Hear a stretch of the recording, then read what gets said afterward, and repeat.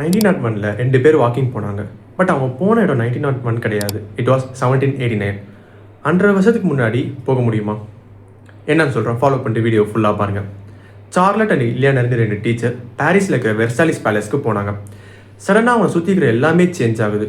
திடீர்னு சைலண்ட் ஆகுது, ட்ரீஸ்லாம் சைலண்ட்டாக எதுவுமே அசையாமல் இருக்குது, பேர்ட் சவுண்ட் இல்லை, எல்லாமே சைலண்ட்டாக சேஞ்ச் ஆகுது. அங்கே அவங்க சில மனுஷங்களை பார்த்தாங்க. பட் அவங்க ட்ரெஸ், லாங்குவேஜ் எல்லாமே 100 இயர்ஸ் ஓல்டு ஸ்டைலாக இருந்துச்சு. அதில் ஒரு லேடியை பார்த்தாங்க. அவங்க வந்துக்கிட்டு ஒரு கார்டனில் ட்ராயிங் பண்ணிக்கிட்டு இருந்தாங்க. லேட்டராக செக் பண்ணால் அந்த லேடி மேரி ஆண்டோனிட்டின்னு தெரிஞ்சிச்சு, who was died 100 years ago. இது எப்படி சாத்தியம்? அதாவது சயின்ஸில் இதுக்கு பேர் டைம் ஸ்லிப் அப்படிம்பாங்க. எயின்ஸ்டீன் தியரி படி ஸ்பேஸ் டைமிங்கில் இருக்கிற ஃபேப்ரிக் ஃபோல்ட் ஆகும்.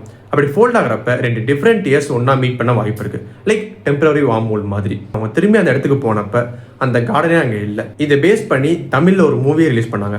என்ன மூவின்னு தெரிஞ்சால் மறக்காமல் கமெண்ட் பண்ணுங்கள். இந்த டைம் ஸ்லிப் எங்கே நடக்கும், இதை பற்றி ஃபுல் டீட்டெயில் வேணும்னா மறக்காமல் டைம் ஸ்லிப்னு கமெண்ட் பண்ணுங்கள். உங்கள் டிஎம்க்கு ஒரு பிடிஎஃப் அனுப்புகிறேன்.